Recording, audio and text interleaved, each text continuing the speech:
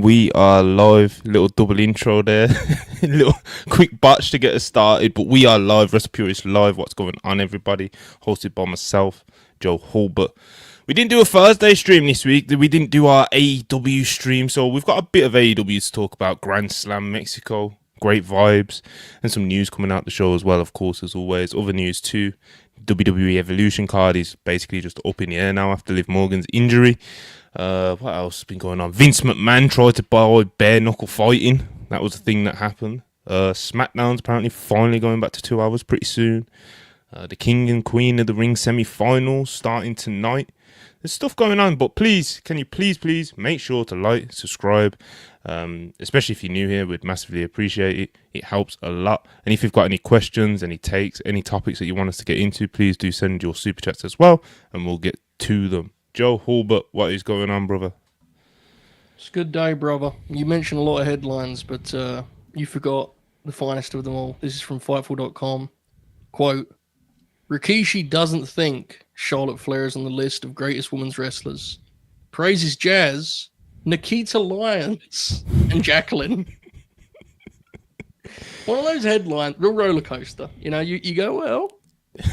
You go through the emotions. Glad here Jazz gets some love. Nikita Lyons, you say, and then things kind of change a bit. Yeah, Jacqueline as well, he shouted out, I think. He tried to slide Nikita in there, you know. That was the middle name, you see. That's what the way it's second last or something. You know what I'm saying? Yeah. Like, just come on. He knows what he's doing. He's a great entertainer. But I'm good. Nikita Been a Lyons, busy you know. week.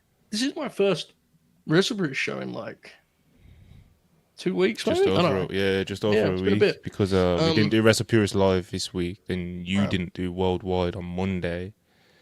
So since last Monday, yeah, man. Did I do that worldwide? I did, didn't I? Yeah, you did. You've only missed the one. You're not allowed to miss too many dates, bro. You know this. Yeah, my dates locked in my contract. It's I mean, you contracted dates, bro. Like, yeah.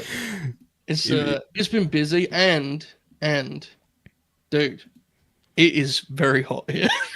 Now, bro. Exactly right. Now we have to stress this one because they're going to look at the temperature. It isn't like actually hot by your guys' standards, but we're not built for this kind of heat. We don't have the facilities, right, Montel? Yeah, it's not even just that. Like, obviously, in the US, our US friends will know, like, everywhere's got ACs. They're everywhere. They're in homes. Do you know what I mean? You don't get homes with ACs in the UK. It's not a thing because we don't have to deal with this stuff. But I'd say, like, the heat's just so different as well. So, like, when you go abroad, you feel it. Because in the UK, the heat is very, like, stuffy and muggy. And it's just not nice, you know. Sorry. Whereas like when I was in Spain, even though it's only like a 2 hour flight, it's like the heat's just different, bro. It's like cleaner. Do you know? Like, you know what I'm saying? It's just like it's just more. I don't know, bro. I don't know what it. Horrible. Yeah. I know that it's horrible. So that doesn't help when you're a lunatic podcaster trying to do 20 shows a week. But that is true. Yeah. N'Golo Kante brings. I did do the Tuesday thing. Again, for a lifetime ago. Tuesday. How long was you on that show though? Because I could only pop on and watch little clips.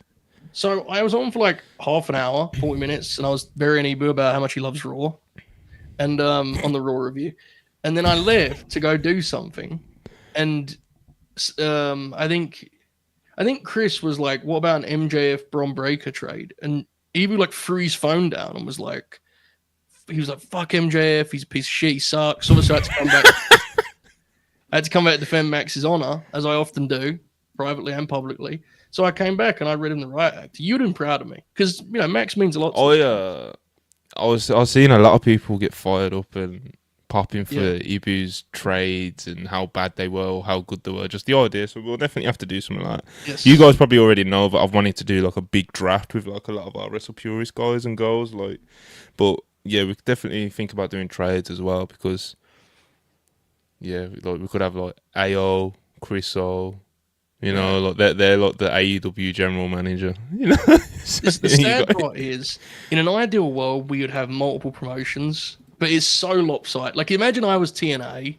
I got nothing, have I? You know what I'm saying? Like, yeah, but that's funny though, because you got to work those quirky deals, bro. Like, all right, we could do. And I'll be like introducing like the football transfer window to it. You know what I mean? Like, I'll be doing loans, everything, bro. You know, just me. loan with an option to buy. Like, me segment with me is just, Evu, what are you giving me for Mike Santana? Let's talk about it, Yeah, let's talk. Let's get into the conversation, bro. Let's do it. I ain't giving you him for free. It was fun though. We had a great time. We didn't review Raw, but we had a great time. Oh, that never happens, bro. Still trying to have a creative meeting with you about how we, I guess, brand that show, because as some of you guys already noticed, like we don't do an AEW review, like a rigged review now. Like I've even changed the title and stuff like that. Because we don't do reviews on this channel when we do the live streams, bro. You know what I mean? Like we do live streams, and like we will talk about AEW, or he will talk loosely a little bit about a segment on Raw that he likes. But the title says WWE Raw full show review and highlights, and you click on it, and it's just yeah. You know what I'm saying? Again, so the biggest bit of all of that is he likes the show. That's the funniest part of all of it. He actually does like the show.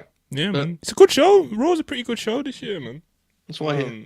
It's at its peaks and valleys, definitely. So like Mania season wasn't great, but the past post Mania, yeah, I'd say pretty much post Mania, Raw's been pretty good, man. So, and obviously when the other alternative in WWE universe is SmackDown, it makes it feel super special. But speaking of SmackDown, fuck it, we'll get into it. SmackDown reportedly, I believe it was like earlier on in the year. It was like, sometime in the summer they're gonna go back to the 2 hours, and then like a month or something ago, it was like USA is really happy with how SmackDown's performing, so 3 hours it is, and it was just like, oh my god, no.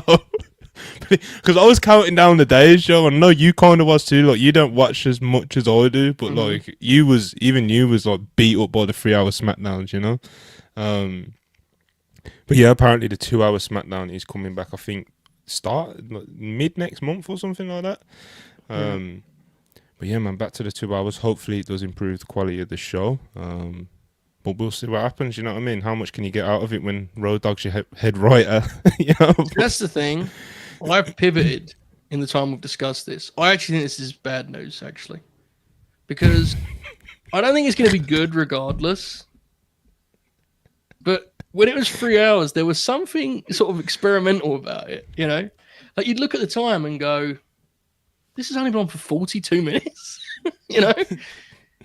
It's I think, and look, I'm not saying it's good. What I'm saying is there was a quality to SmackDown that was very, I'm going to use the word powerful, quite frankly. When I use the word powerful, it was, it made me reconsider how long an hour of my life is, let alone 3. No, 100%. And that's important. Oh, yeah. I think that was genuinely a very real thing. Obviously, everybody's different, and it's just a very subjective thing. But yeah, with SmackDown, bro, I'd look at the clock, and it'd be like, we're only 33 minutes into the show. Yeah, it was interesting. We got to, but to your point though, even though I know we're kind of fucking around, but like, there's experimenting, and then there's just being like, all right, Jimoose, 18 minutes. It's like, yo, I agree, and I think it's a real shame that it's a shame that the people now think 2 hours is not enough time to do stuff on wrestling TV. That's insane that we've got to that point. What are we talking about? I know, bro. It's like, I think that time. It might have been like one of the last streams we were on, bro. I don't even know if I said it on stream or if it was just beyond on the StreamYard, but it's like when they announced the King of the Ring, Queen of the Ring brackets, and they were doing all the 4-ways. And I just was like, why are they doing it like this? And people were like, oh, well, there's only this many. It's in 2-3 weeks. I was like, bro, they've got nearly 17 hours of TV to work with. Yeah, why are you coming to me with this bullshit, bro? Like, what are you talking about? But, it's bizarre. Yeah, it's bizarre. And it's like, there are some guys. This also gets tied to the match time conversation about people thinking 10 minutes is not a lot of time. When once upon a time, 10 minutes of TV time, bell to bell, was like a lifetime, Yeah. How many 10-minute TV matches did William Regal have? 5 across 10 years, Most of these matches were 4 minutes long, dude. And I'm not saying that's the norm. I want wrestling on the show. What I'm getting at is, if you're trying to get the Gazas over, they can do 6-minute sprints that will probably go better. For the match on Friday that fell apart, unfortunately, the Wyatt Six machine guns, man. That would have been so much better if that was 6 minutes and it was just bombs, rather than doing a heat segment with the Wyatt Six. That's the weird thing, and it's like people are like, yeah, we'll give this match time, but it's like it's almost like these agents and stuff that don't think what that time's gonna look like. Right. Do you know what I'm saying? So like to your point about the Wyatts, it's like we don't need to watch them slowly. No. Do you know what I mean? Like work a heat segment or whatever it is that they're doing. Do you know what I mean? Like we don't need. We just want to see them in there. Get the big man to hit a few. I don't know. Do you know what I mean? Get the big man to hit a few moves. Joe Gacy will do his springboard clothesline thing that he does. You know what I mean? And you go home. Then Nikki Ash jumps off the apron on someone. You know what I'm saying? Like it feels very simple to us sitting here, but it's just like they always.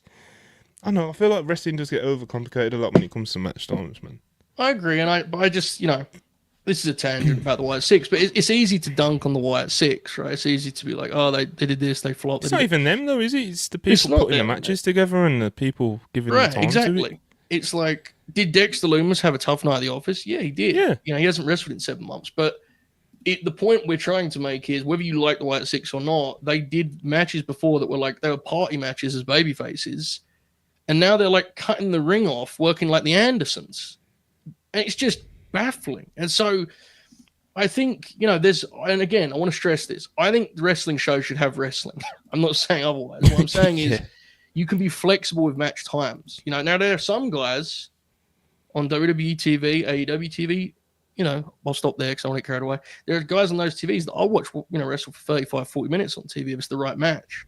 It depends. Like, it's case by case. It isn't. I'm not one of these people that's like, oh, we don't need matches over 8 minutes on TV. I don't believe in that. I just think certain guys demand less. The same as like if you're doing Piper Niven versus Zelina Vega. Remember we reviewed this show actually. It was one of the European shows. We talked about how in the back half of that match when Zelina made her comeback and they did some back and forth, people actually liked that match. The issue was it followed 9 minutes of heat with Piper Niven and Zelina Vega. Yeah, which was silent, but not because they're not talented, but because they're not no reason. Over enough. Yeah, the people don't care enough about that. So, again, SmackDown being 2 hours, there's no reason they still can't feature a bunch of talent. There's no reason they still can't feature a bunch of the women's division. And if they don't do that, it isn't because they don't have enough time. It's because they don't care to feature those talents. It's plain and simple, straight up. Because there will still be a ton of time for the guys they want to feature, I promise you. Like, if they want to feature them, they'll be on the show, straight up. So, yeah.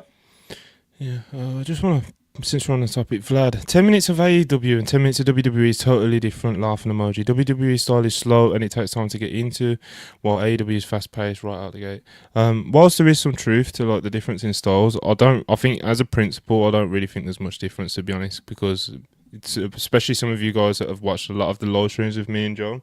There's been plenty of times where we've pointed out that AEW matches have gone unnecessarily long. They could benefit from having more variety with match times, etc., etc., etc. And I think that's kind of the point that we've been trying to make. Really, is like the variety. Yes. You can you can do a 30-minute match, but it has to be something that's worth doing a 30-minute match for. Then it's like some situations are definitely call for a squash or a quick match or a dominant performance or something, or literally just a showcase. And then there's definitely always space to do just kind of like a 6-minute quick back and forth that's just like energetic or something, I think anytime you book a match, it's always like, what is the goal and what is the time length that would best suit that goal? So to the point again of like the Wyatt Six, it's like, again, we're not burying the Wyatt Six. I don't think I've even said one criticism, It's just more so like, if you give them 10 minutes or whatever, it's like, what does that 10 minutes actually look like and how does that benefit them? And from what we've seen, that match did not benefit them. And to Joe's point, it absolutely would have been better if they just went like 6 minutes and just hit a bunch of cool shit and got out of there and just looked dominant, But now the truth to that comment, almost inadvertently so, because I agree with you. It depends on the wrestler. If Johnny TV's wrestling, I wouldn't describe the match style as being rapid or electrifying. You know what I'm saying? Exactly. Whoever. Wrestler's a wrestler, isn't it? What I will say is 10 minutes of TV time in AEW is definitely different to 10 minutes of WWE time. They are like opposite ends of the spectrum. If you watch a Collision, and I love Collision, so I say this with love and admiration, but like sometimes I feel like I've watched hours of wrestling on Collision and I'm an hour into the show because there's so much in it. There's no fat. And I appreciate, I think there's probably a middle ground between the two, because whereas with SmackDown, You can be an hour into SmackDown, it's going slow, but you don't even know what's been on the show yet. There's hardly been anything on the show. There's no action yet. So they certainly format their TVs different. You know, we make the jokes, but I think they're fair jokes because they're accurate in terms of the skyline shots you get, you know, information about the latest Fnatic signing that you get, WWEshop.com. I mean, look, there's a time and a place, but it is insane now, let's be honest. I need to... Oh, who was it, man? There was like an... Obviously, with Netflix, we see what's going on in the ad break, and it, like, sometimes they do, like, the... You know, like, the... You know, the advert images thing that they do. But last week on Friday, somebody was cutting a promo in ring, and they cut it off midway to do like the Fanatics Fest plugs and shit like that. It was like abrupt as well, bro. Like it was so like poorly like edited in. But yeah, like to your point, 100%, bro. Like when if you're just talking matches, it's like yeah, both companies can vary the match times, like I was just talking about. But if we're just talking just straight 10 minutes of TV in AEW on Collision compared to 10 minutes of AEW TV on Dynamite, you know, they're very different things. And then obviously from promotion to promotion, the differences get even more. The time is just different, dude. It's like it's hard to put your finger on. It's like, it's why I don't worry so much about match time. Is not really my concern. I just want there to be, I would like the time I spend watching the show to be mostly made up of like stuff on the show. I'd rather it not be a 50. Yeah, honestly, bro, even if it isn't worthwhile, at least I'd still rather something that's like wrestling moderately show. Entertaining. Something that's wrestling show rather than me looking at the city they're in or what city they're gonna be in. And again, I know it's a boring bit we do, but it's just like, I do think it's a real thing, man. Because I do kind of fear, and I don't watch closely, so if you don't, you don't have to take my opinion on this super seriously. I do fear that with the way Raw is formatted, like people are beginning to accept that as the norm. And just to be completely frank, in my limited experience, I think that's insane. To be completely real, I think that show has so much downtime that is like, it alarms me the idea that that's just normal to people. I find it to be excruciating when I watch, not because the stuff on the show is bad, because of how long I have to wait between the things on the show. That's just me personally. I think it's funny as well, just because even in their own company, like NXT doesn't have that much downtime. Yeah, they have backstage segments and terrible acting and stuff like that. Still the show. But it's still the show, and it's still things that are like trying to be productive. Do you know what I mean? Like even when they do a cringe backstage segment, they're setting up a story or adding to a story or setting up a match or blah blah blah blah blah. You know, but as Joe said, with Raw and SmackDown, especially with Raw, both actually not even especially with Raw, just both of them in general, just just kind of just filler. You know what I mean? Just filler and just kind of bullshit and just kind of ads and randomness and nothingness. And for me, it's usually it's 4 matches usually Raw, right? 4 or 5. I'm with you 100%. In like, I'm not one of those people who's got my stopwatch out, being like, "Oh, Raw only had 10 minutes of wrestling tonight." Like, I don't care about that. It's more about like, are you using the time you have on air productively and efficiently? You know, so it's like, even if you're not wrestling matches, like, are you doing angles and setting up stories and then advancing stories, blah, blah, blah, blah, blah. You know, it needs to be effective. Like, how productive is your show? And obviously there's nothing productive about looking at the Atlanta skyline or whatever it may be, you know. And granted, you know, in certain cities, if you want to kind of show off, like, yo, you know what I mean, then it calls for it. But it's like, when you're in fucking Indiana or whatever the fuck, do you know what I'm saying? Like, it's like, okay, man, you know, and it's like, yeah, it's a cool shot and stuff, but it's like, and that's we've kind of focused in on that, but it's not even just the city shots or anything. It's we're talking generally across the whole entire show. Here's another one. Do we need to see people arrive into the building every show? Can we do it once in a while, maybe? Bro, it's like 8 people. you turn Netflix on, you see 8 mans walking into the building, bro. It's like, what are we doing? And I like the shot. I actually like that shot. But like, I prefer it when it was not something that was on every single show and had every single wrestler. Shouldn't be for everyone, bro. Shouldn't be for everyone. It used to just be Big Rome pulling up. You know them ones? It used to just be Big Rome pulling up, and that's the one. But now you turn, like you said, turn on Raw, SmackDown, bro. You see like 6 mans walking into the building, one after another. And it's like the crowd pops for it and that, but it's just more downtime, just filler that isn't actually, productive. Really, it's just kind of like a cool visual, but whatever. Yeah. So yeah, SmackDown 2 hours. We'll see how that goes. That was what we started on. I was thinking, how did we get onto this SmackDown? That was what it was. Perfect. Thank you. I mean, it's kind of relevant though, so we didn't go that far off the tracks, It works, man. Let's do a couple of these super chats, not all of them though, because some of them are kind of related to topics that I want to get to a little bit later, and I want to do Grand Slam after a couple of these. GMB 199, appreciate it as always. How would you guys book a Bianca heel run? You gotta get around the show first, brother. Yeah, man, we can't do like a whole. Yeah, we can't do like the whole like how would we creatively put it together and whole arc of what she would do. But it's like I do think Bianca would take to it very well. She has great charisma, so I'm sure she could translate that into great heel work. We obviously know how good she is in the ring. I do think that her style and what she doesn't really suit being a heel. I will say that. But I'd be more than open to her kind of getting like a fresh, like something fresh for her to do.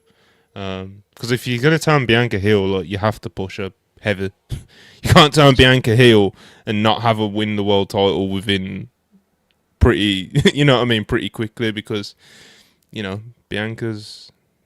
I love Bianca, bro. Like Bianca's one of the greats of that division, So. How would you book the heel run? It would probably I couldn't give you any answer really other than like the cliches. You know what I mean? She beats a couple, but she beats some baby faces. She cheats to win. She cuts mean promos. You know what I mean? Like just a typical heel. I will say, and I think you and I were both like pretty firm beforehand. Maybe last year about like Bianca's a babyface. That was like our stance on it for a long time.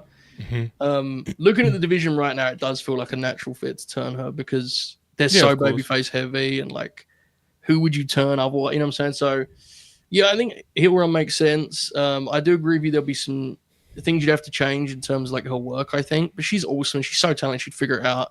The easiest answer to this for now is you do the classic deal where she comes back to help Jade against Naomi, and then it's a double.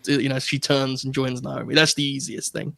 Where she kind of goes, you know what, Cena home, you were right actually about Jade. That's the easiest way to do it, and then you go. And I think she could do something with that material, so maybe something like that. I'd like her on TV a little bit more as well. Like I know they did a couple video packages over the past month, and I know obviously she's got the finger issue, but it's a finger issue. It's like she can still come on the TV and be like, because she's kind of like.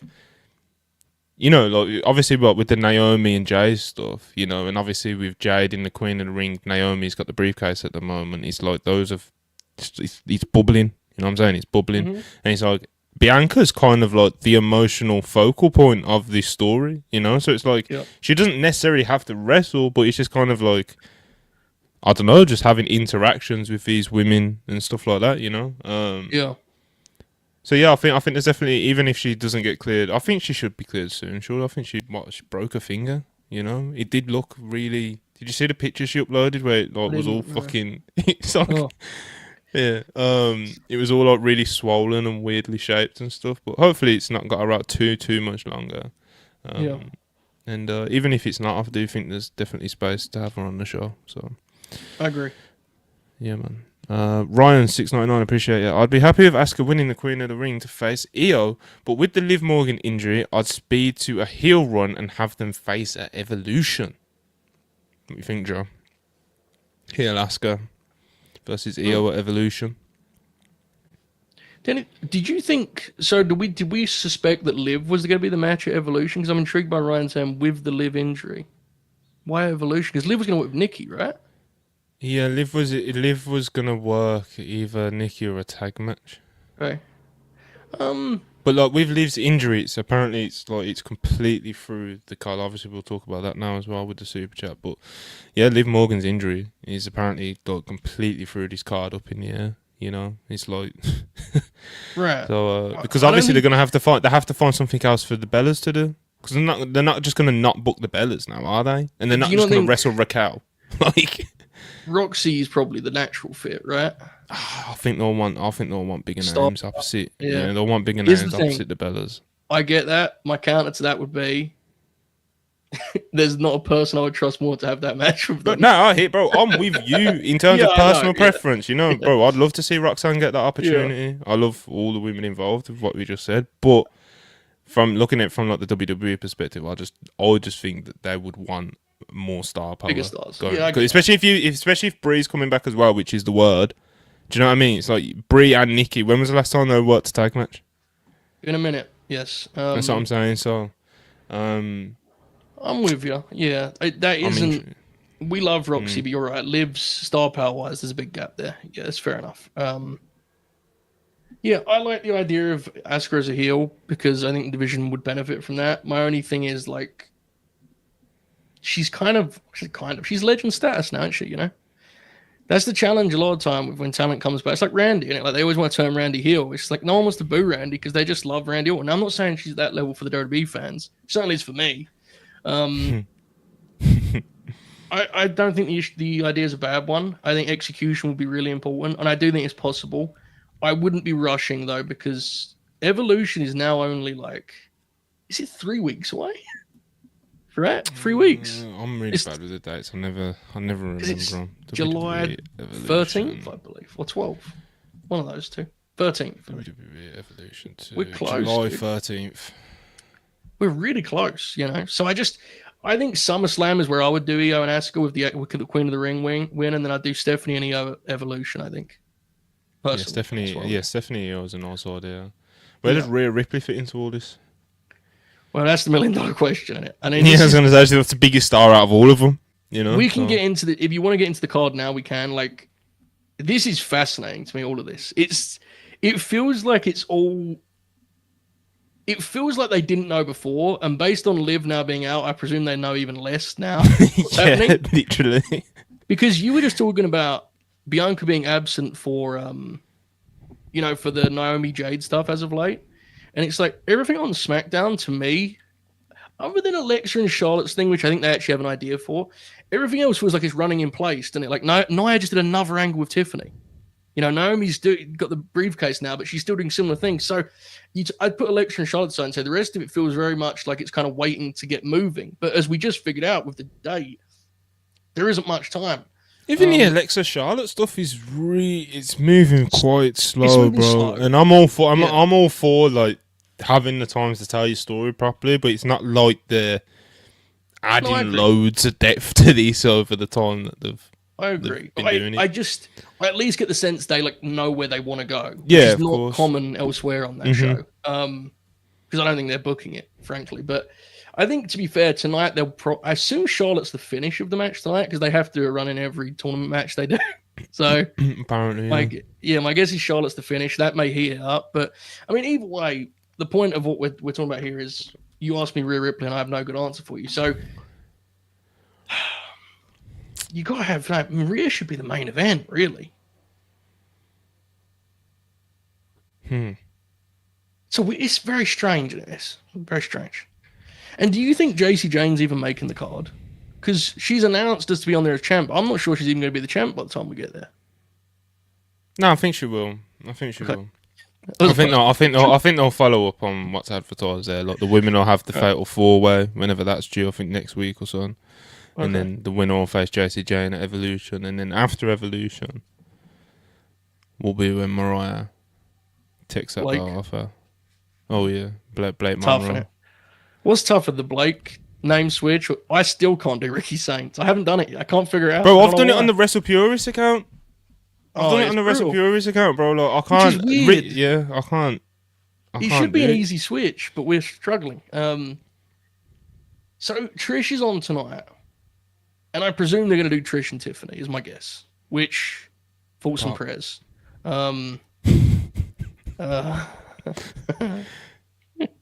So, if Rhea works Io, who can Stephanie wrestle? I'm telling you, bro. I would not want to put this sort of task in Bruce Pritchard's hands. He's going to do some heinous things on 3 weeks' notice. They can't do Julia again, can they? And you wouldn't want to do the obvious answer in a vacuum would be Rhea, Right, Io, Stephanie. You can't do another triple Let me threat. grab my No more phone. triple threats. Banned. Yeah. Who absolutely has to be on this card? Rhea Ripley. Like we'll say there's like there's like a category just below where it's like, yeah, they probably should, but like who absolutely has to be on this card? Rhea Ripley, Io, Tiffany, Trish if she's there. Yeah. The Bellas if they're there. I think Stephanie does. Trish, Becky. Bellas. Hold on, no, before we get to Steph, Becky.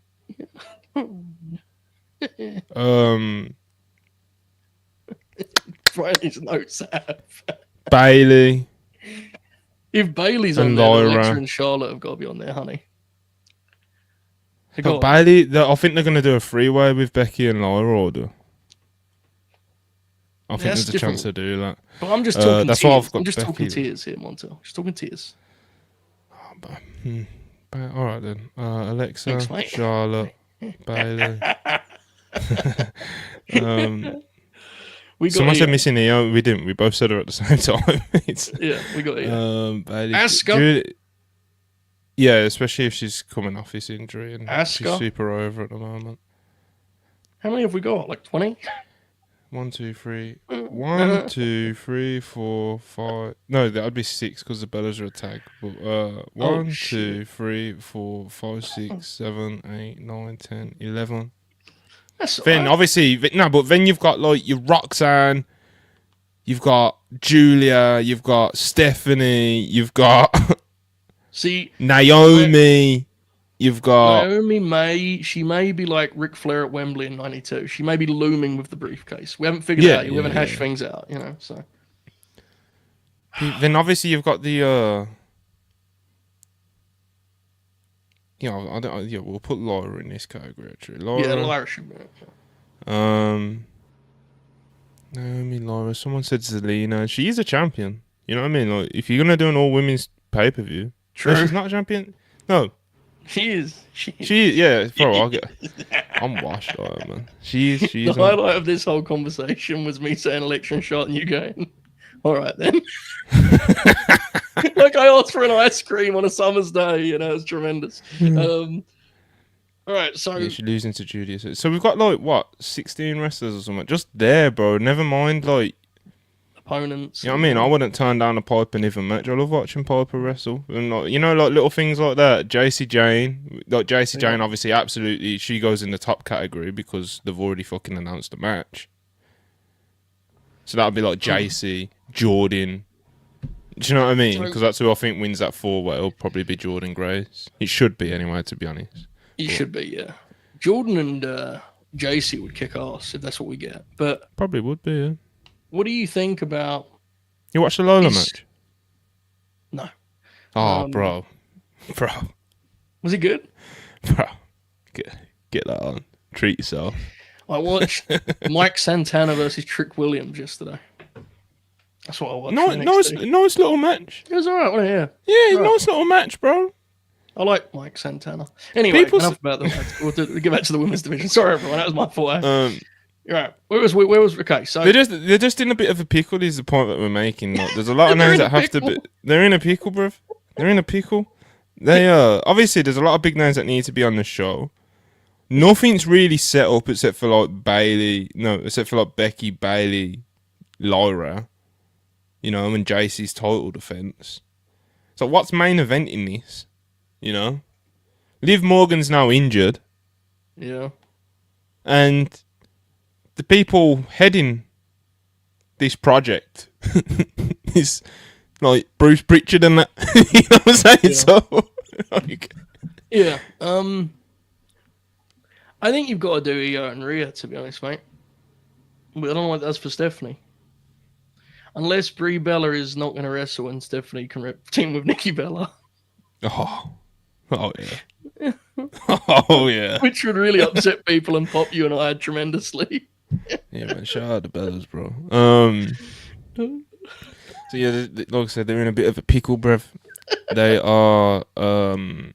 I no idea what they're gonna do with this, and they say the card's up in the air now. It was anyway. It was up, that's what I'm saying. It's just totally it's bullshit in it, but I'm sure they're thrilled they have an excuse. The Nikki thing obviously is a very awkward hurdle, you know, because if you had the idea, Liv and Raquel, you know, like that's a good way to get them on the card. You know what I mean, the Bellas. But now it's kind of like, well, we've booked them, and we're obviously gonna use them. It's the fucking Bellas, bro. You know, but.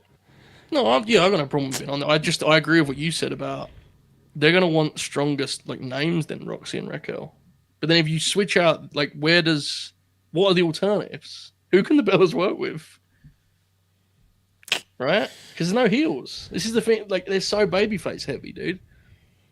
That's why they're doing all these. I mean, I assume Trish is gonna turn on Tiffany and be a heel for like 3 weeks, which I'm sure will be great.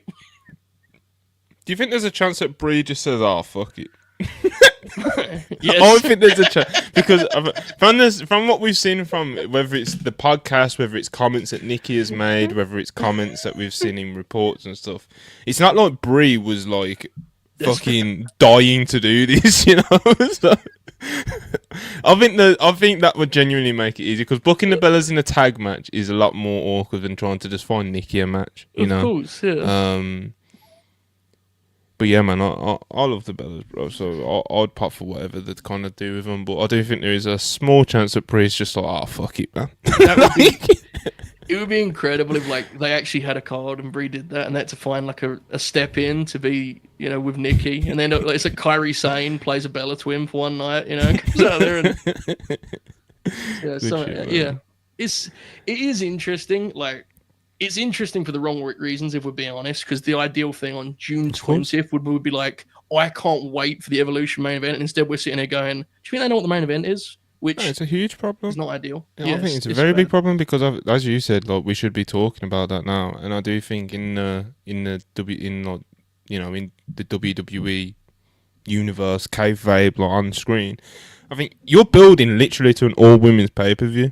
So in theory, coming up to that, the women should be more prominent than the men because you've got a whole other pay-per-view show that you're trying to sell. You know what I'm saying? So it's like the fact that it's this up in the air, this 3 weeks out is very damning. So we'll see how it. Obviously, on the night it could be great because that's kind of what happens with pay-per-view. Sometimes, you know, you never know what you're going to get on the night. But builds are important, and even if the show is great, it doesn't dismiss. So far, it hasn't been built. It hasn't been built. I was going to say it hasn't been built well. It hasn't been built. It hasn't it's done nothing. It's hard not to be a little bit cynical about it, to be completely frank. But you know about the motivation behind it. But yes. Oh no, Paige is going to be there. Yeah, Paige is definitely. You think? 100%. Yeah.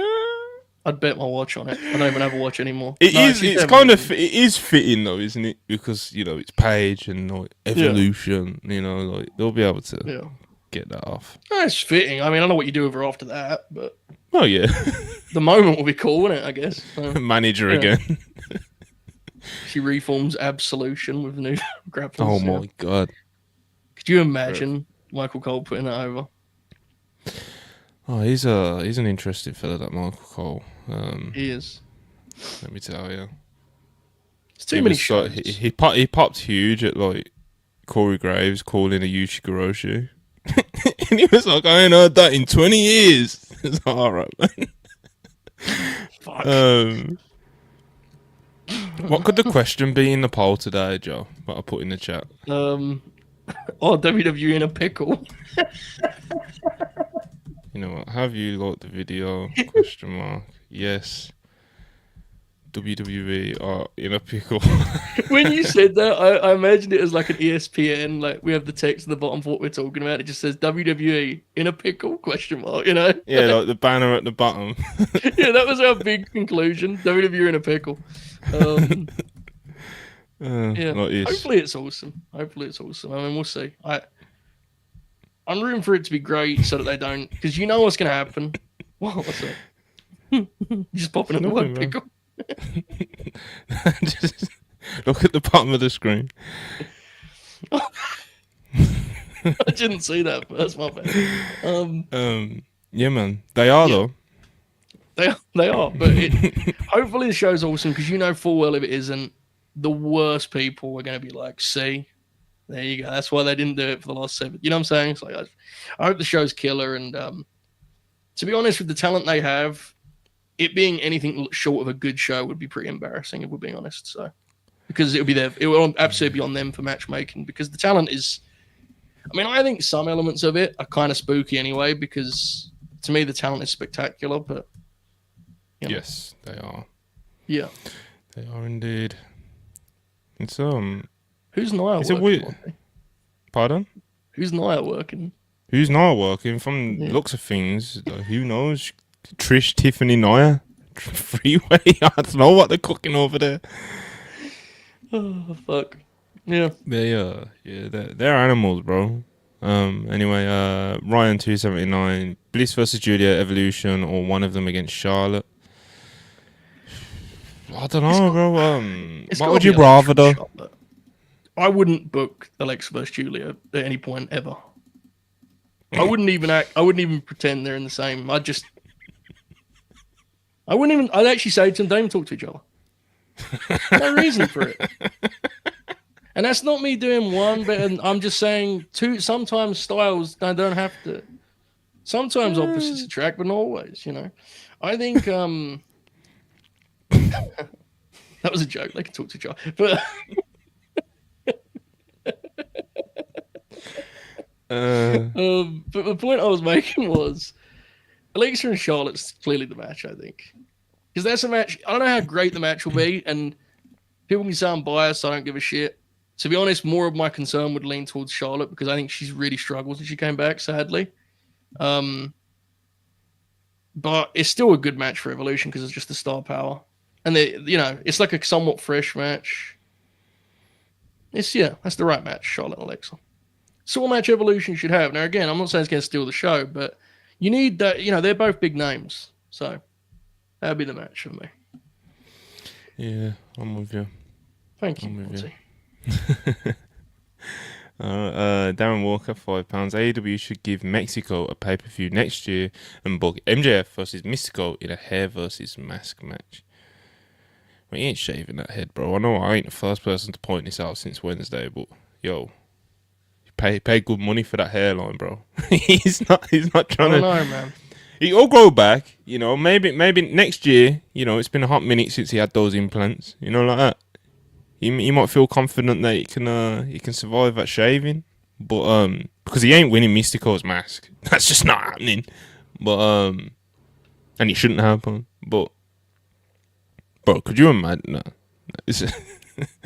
Look, Max is insane, dude. He is. That's what I'm saying. Like by next year, I reckon. But he's also very vain, Joe. Well, you said that, not me. I think there's a chance he's got a role as he's been cast in a movie where he has to be bald. That's what I think. Yeah, man. A couple Bella super chats. I'll get to that in a bit. Darren Walker, £5. When Nikita Lyons loses the world title after 51 days to Charlotte Flair, there'll be a Rikishi podcast rant incoming. Bro, he rates the lady, so we'll see. He's such a good podcaster, bro. He's Bro, that rant, man. It was amazing. It was amazing. I love how my favorite thing when an old guy. We've spoke about this, I believe, on air as well before, bro. But when an old or retired wrestler has a terrible take or the rant about something stupid or whatever, or they have a funny quote and people get legitimately mad at them. Yeah. Do you know what I mean? It's like, bro, they're just fucking talking shit, man. Just let them just some old idiot. Just let them talk the shit, man. Just let them get the shit off. I don't like people dissecting the truth of Rikishi's rant about Jey Uso. Guys, this is just. It's also his son. Well, I mean that part, yeah. It's just watch the video and think of all the great things you could do with that footage, and instead you're actually considering if he's right. Who cares? At one point he says the phrase. Bro, at one point he says, "And this is how we're treated." Bro, there's that line, and then the one it's What is it, bro? When he was like, "This is what they're doing to my boy." This is like some of the best podcasting we've got from a pro wrestler in years, dude. Like, let's be honest, the scene's kind of dried up. Now, I will say, I learned of this recently. This is saying, folks, you can thank me for this later when you discover it. I've been told that the Sandman has begun a podcast in which he does star ratings. Now, I know. Yeah, Sam. Yeah, I've seen that Sandman podcast. But he does star ratings, won't it? So they'll talk about Raw. Apparently, again, I haven't verified. Apparently, they'll talk about Raw, and he'll go, "It's a 2.5 for me." It's the Sandman, bro. Does he have a spreadsheet? Does he have a drop kick to count? Is he on Cage Match? These are the questions I have. I implore you to ask them. Yeah, we gotta get on that. Yeah. I've got stuff to aggregate. All right, well, I've been letting the people down. I've been letting the people down. Could you imagine like I aggregate it like the Dave ones? You know? Yes. Like, use like a .com picture of the Sandman that's like HD and shit, and it's just the Sandman's ratings for Saturday night's main event. You know, it's just that's money, dude. That's awesome. Ryan 2.79 says, "I get 3 hours is too many, but WWE sweet spot is 2.5." There might be some truth to that. What's this in reference to? Short on Spurs $5. Kind of scared it's happening right after the end of the fiscal year, June 30th, for the sake of people's jobs. 2 hour SmackDown. Okay. Yeah, it will definitely allow them to be.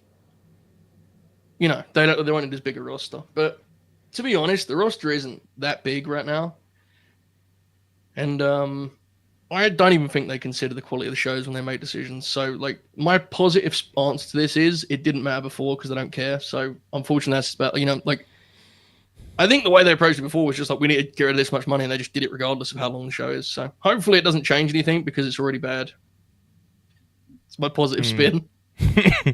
User a heart $5.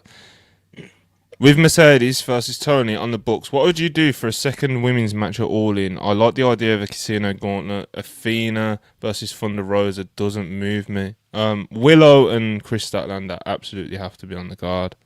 They should be in quite prominent matches as well. Athena, obviously, I know she did an interview recently where she said she doesn't think that being on All In is in her stars, which obviously is like, I don't want to say it's like a disgrace and be like super performative about it, you know, but it's like, bro, her run has been so fucking weird, and it's just, it's quite sad. It's I think that as wrestling fans, whether it's me, you, people on Twitter, whatever, our friends, I feel like we as a collective, as a fandom, we throw around the word fumble way too much, you know. Then, like, obviously, like even people like Penta and Ray Phoenix, like AEW didn't fumble them, bro. Do you know what I mean? They had a really good multi-year run. Do you know what I mean? Yeah.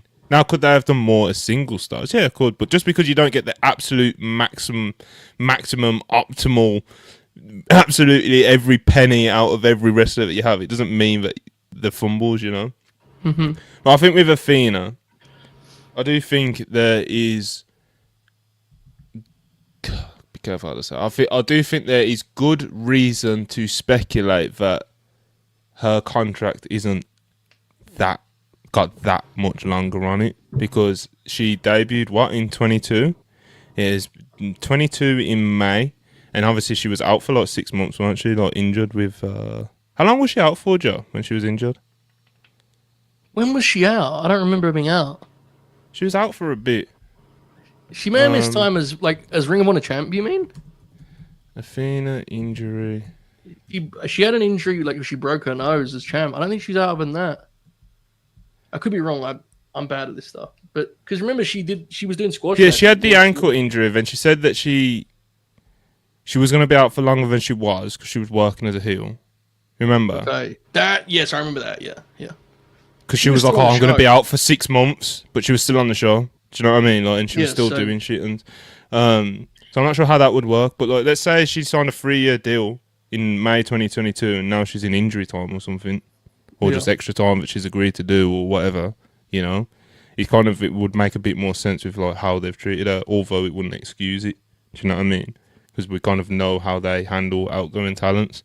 But let's say Athena does end up leaving, AEW or the Tony Khan verse in the next 6 before the end of the year or something, I would class that as a genuine fumble, bro. Like a genuine fumble. Like that's actually a real one, you know. And it's nothing to do. And I think our audience knows well enough. I've got no kind of dog in the fight when it comes to WWE and AEW and who books better and which booker I like more and blah blah blah blah blah. But and like I said, I think the word fumble gets thrown away like aggressively, you know. But if Athena does end up leaving AEW, even if it's in 12 months' time or whatever, without having like a proper run on, you know, AEW and not ROH, and I would 100% class that as a fumble. She's done so much more than enough to prove that she can, you know, be one of the top women in that division, bro. She's fucking amazing. She's been amazing, you know. She's been absolutely amazing performance-wise, and she's got absolutely nothing out of it. And to see her say in an interview that I don't think all in's in my stars, it's like, bro, how are they getting away with this, you know? Yeah, I have to be honest. I had a more severe reaction to that quote than I expected to, or than I usually do. Takes a lot for your job. It does, because I kind of just go, that sounds like wrestling to me. Yeah, you kind of shrug your shoulders at a lot. Yeah. I've been an Athena fan for 10 years now, and I'm getting increasingly concerned that, like, while we know this last run she had has been amazing, I'm increasingly concerned she's never going to have the run truly under the spotlight in which people actually realize how great she is. Mm-hmm. And it kind of upsets me, if I'm being completely honest. Like, I can already feel the Ring of Honor run just not being a thing people like get because no one's seeing it. And that is sad. And I'm just, you know, if she leaves, and she should do whatever, obviously, she should do whatever she wants to do, and I'll watch it regardless of where she goes.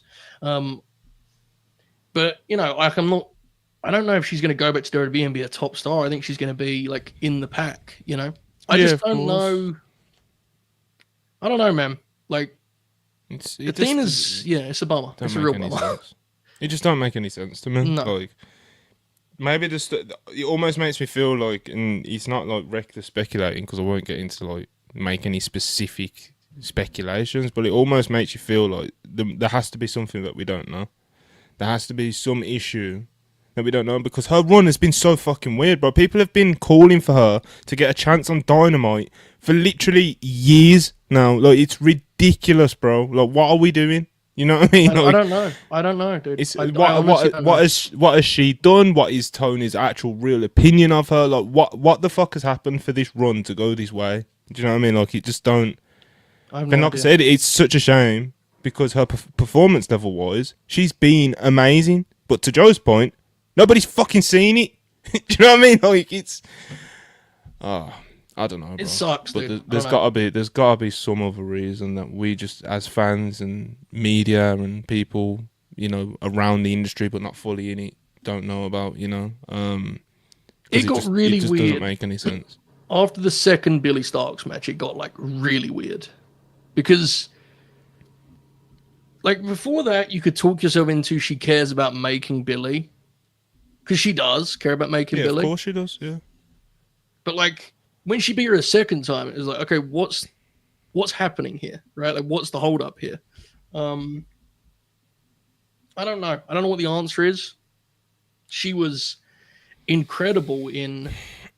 Was 2023 the year where, like, it was. 2023 was the award year, and we're now 18 months removed from that. I don't know the answer. I have no answers at all for it. I can't wrap my head around what's going on. I don't think anyone has even hinted at like a understanding of it. I know there's, you know, we're just kind of speculating about her. We don't know, right? We know nothing about it. It's puzzling. It is. When I saw her at the presser, I kind of just presumed she was figured in for Texas. And what the fuck, bro? I don't know, man. What the fuck? It really I started to get worried. I started to get really worried about. Maybe not so. It got weird at the points that you spoke about, but I started to get really worried about kind of her actual overall future, like some of the points that I've been speaking about, like in the Tony Khan verse, like is a contract coming up? When you see how quickly they just went to that Mercedes match, Yeah, it wasn't. I was just kind of attraction or anything. yeah. I was like, what's happening here? And evidently they just wanted to get that match out of the way just to make sure that they've done it. Do you know them ones? So that makes me feel like she might actually be on her way out, because it's like they've done that because they didn't want her to leave without that match at least happening somewhere at some point. Do you know what I mean? But yeah, it seemed pretty obvious, like 6 months ago, that you do like a long build to Athena versus Mercedes at All in Texas, and then as you said, she was at the presser, and now this is the situation where we're at. So it's a shame, and like I said, hopefully there is no weird reasons behind it, and one day the AEW creative just wakes up and she's fucking, I don't know, she beats Tony for the world title or something. Yeah, I mean, like, just selfishly, I wanted her to stay in AEW purely because I feel like she's not had an AEW run. I feel like I haven't seen her work with Statlander because she hasn't been on AEW. I also think it's where she's best suited, bro. She is. So this makes it even weirder, but yeah, that's what makes it frustrating as a fan. It's just like you kind of get the sense that like this is never going to happen the way you want it to. Which, I mean, look, I still think her career's been great. I'm not, just selfishly as a fan, it kind of bums me out. That's all. What's the Caden Lee theory that I've seen pop up in the chat? I have no idea.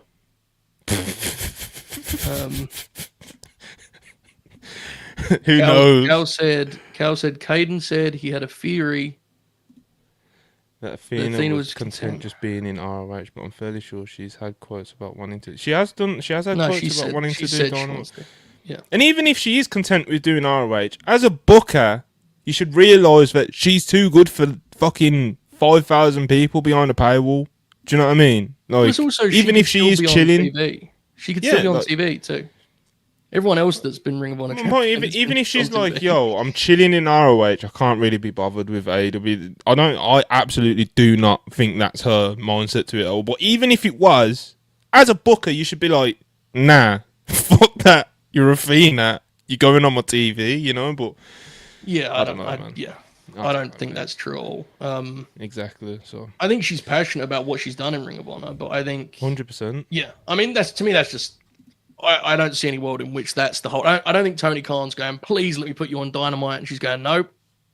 I got Honor Club. I don't buy that at all. So yeah, look. The main thing of all of this is, hopefully, Athena can get a spotlight, a stage befitting her talent, regardless of where that is. Right, that's the biggest thing to me. She's a legend, dude. I think people don't realize how long she's been in the game. Exactly. She's doing this show coming up too, right? She's going to be leading the way with. So I'll be watching regardless because she's awesome.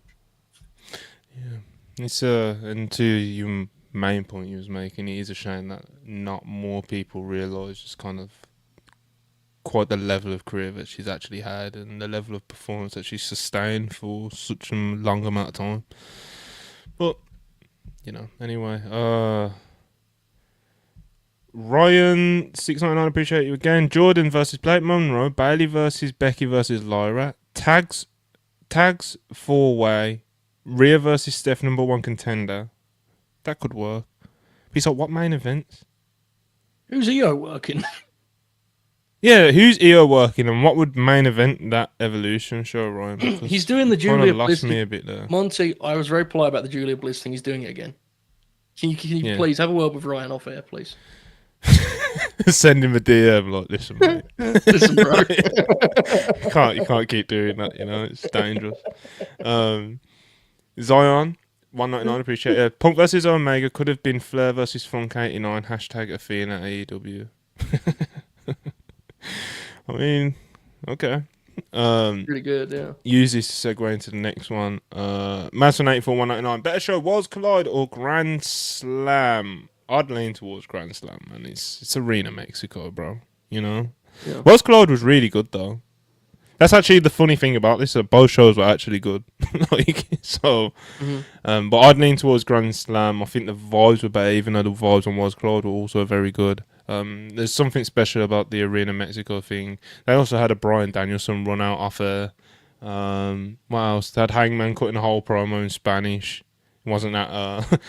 It's like, for example, like Hangman comes and cuts a promo in Spanish to start the show, and it's like very top babyface vibes compared to like the Ray promo that he did at the start of Cause Collide. You know, Yeah. it's I'd go Grand Slam, Joe. Yeah, I only saw the main event of World's Collide, so I can't give an answer on this, sadly. Oh, fair enough. Yeah, It was both really good shows, fun shows, you know. That's what I hear, yeah. Yeah, no, there was a few cool things on World's Collide, to be fair, but yeah, man. All right, let's talk about Grand Slam a little bit, Joe. Let's do it. Okay. Vibes were very, very, very on point, as I was just mentioning. I think saying it's on point is actually quite the understatement. Mexico Arena, you know, Arena Mexico. The people, the energy. It was also unique as well. Like, it wasn't just like your typical Arena Mexico Friday show. I didn't think. The atmosphere was like slightly different, like the chants and stuff like that. So it was like I said, it was very unique. It was great in a very different way, you know. What was your favourite thing on or about the show, Joe? Well, I think I have to immediately, we kind of just have to say the Mystico entrance, right? Before we get more in the kind of detail of the show. I mean, that was... moving. Honestly, that is the kind of thing that, like, I think we actually will remember in 10, 20 years. And I try to avoid it, but I actually truly believe that. I don't think that's something you'll forget. I don't think you're going to get that confused. I think that actually was, like, a moment. So that was, to me, the centerpiece of the show, and that will be the defining memory and moment from the show. In terms of the action, I thought the second half was really, really strong. My actual favorite match on the show, this is very seldom to hear me say this sentence about a show I liked. My favorite match on the show was the Fatal 4-Way. It was a really good time, though. It was really good, and it was also Leo Rush reminding us that when he, you know, just on any given night, he could be like the best wrestler on a show if he wants to. You know, he's just that talented. So easy to forget how good that guy is. He was spectacular in that match, and I mean, obviously all those guys are super talented. That was my favorite match on the show, but I thought the second half of the show was really, really strong. The first half I thought was fun on the vibes. I didn't actually think the stuff on it was particularly good, to be honest, but it was still fun to watch because the crowd was just, I mean, crowd was great. The show looked gorgeous. So I had fun with the whole thing, but the second half I thought was like really, really good stuff. So yeah, really fun show. Yeah, man.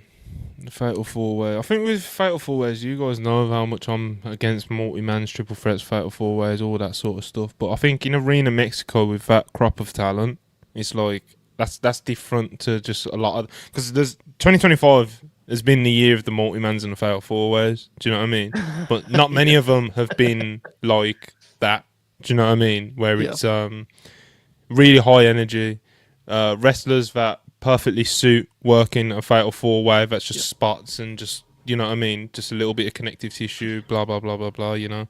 It's different to just like booking them as a King of the Ring qualifier.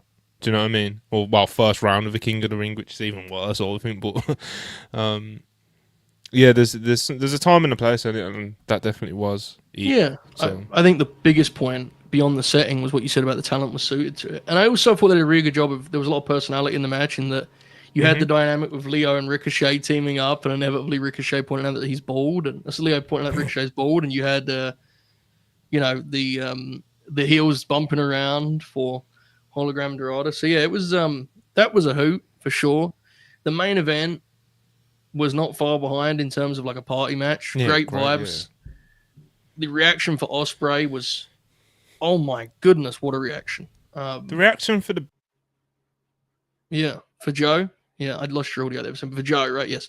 Joe got a great reaction, and he was thrilled about the reaction and was sort of dancing and he was lit, bouncing bro. Around. He was lit. Sweating profusely, having the time of his life, just like me doing this podcast right now. It was great. Main event had great vibes for sure. We talk about it a lot. This is the coolest batch of babyfaces AEW have ever had on top of the card. Yeah, ever. Easily, dude. When you're sprinkling Samoa Joe on it. Yeah. Bro. It's so awesome. Main event was a match that I thought went a little underrated, that I really appreciated, was Mercedes and Zeuxis, where they did like a breakneck speed in that thing, didn't they? That was kind of old school. And even the finish as well, bro. Yes, like, just sudden, wasn't it? It was sudden and violent. It was cool, man. I really, really dug that.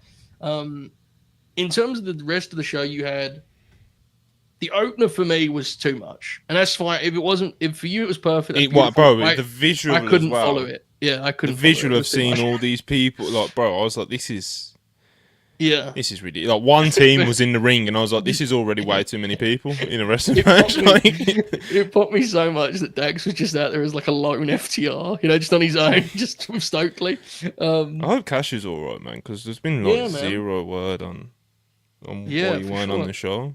So I hope he's okay, bro. I know it meant I haven't actually asked anybody. Mexico. It meant a lot in the work arena in Mexico too. So 100%. Hopefully everything's good. That would have been one of the team. That would have been like one of the performers that have performed at the four iconic venues. But obviously Dax has got that on it by himself now. They're probably one of the first tag. They probably would have been one of, if not the first tag team to have that accolade as well. Well, accolade, whatever you want to call it, stat. Yeah.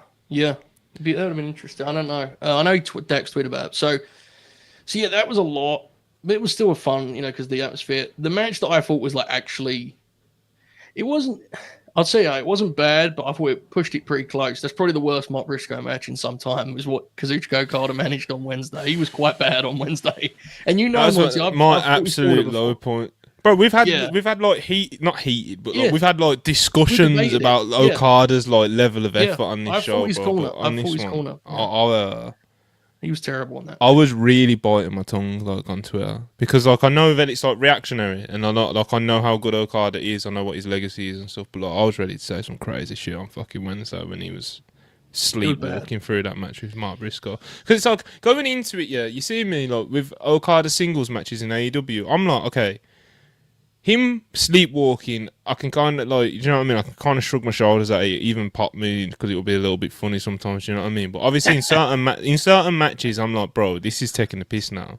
Like I thought his first match in the Continental Classic against Garcia, where he just did not draw, I thought that was like disgraceful, bro. Because it's like it's a tournament match, especially now knowing that he won that tournament. Do you know what I mean? And that's how that's the effort he put in to kick it off. Like, nah, that was when I like. Almost completely lost the plot. We had our like discussion about, I think it was the Brody King match on paper, wasn't it? Yeah, which I think we can both agree was a lot better than this. so much better, bro. So much. Then there's this. It's like Mark Briscoe is. I always kind of hold back on saying it, but I do genuinely feel like I think he's my favorite wrestler. Like out of all the active guys in the world, he's one of the best in the world.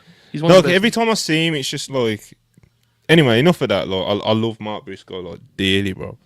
One of my favorite wrestlers to watch. One of my favorite matches, and I know he's very respected in this business. He's not just a guy.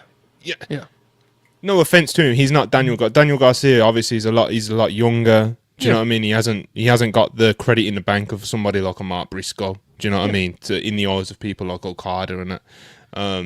So when this match was booked, I let myself get fired up, bro. Let myself get fired up, and then you go out there and Okada does like I'm thinking, Arena Mexico, crowd's gonna be lit. Mark Briscoe, everyone respects Mark Briscoe. You don't want to fucking just give him nothing, bro. You went out there and gave him nothing. You give him less than nothing. It was crazy. Bad, that was actually disappointing. Even as like not expecting to be a classic, I just agree with you. I thought that at least the occasion it would just be and they should have a good match. Briscoe tried, but he did. Okada just did not want to do anything, bro. Yeah, it was a shame. That was the low point of the show by far. Max and Mystico, I'm not going to pretend I loved all. The angle was really good. The match. I'm not going to pretend I loved all of it from a physical point of view. I thought they had some pretty clunky moments. But it was so hot in the building. And they were so into everything they did that you couldn't help but kind of just go, fuck, bro. Which honestly is my experience of a lot of Mystico matches. You know what I'm saying? I very seldom watch Mystico and kind of am enthralled with the physicality or the effort or the psychology. But the crowds love his matches so much. I just go, fuck, bro. Let him do his thing. They love him, don't they? I mean, it's just the reaction was incredible. So the heat for Max, and obviously how over the Mystico's the entrance we just talked about. The match was fun, more than I thought it was like a classic or anything, but it was really, really fun.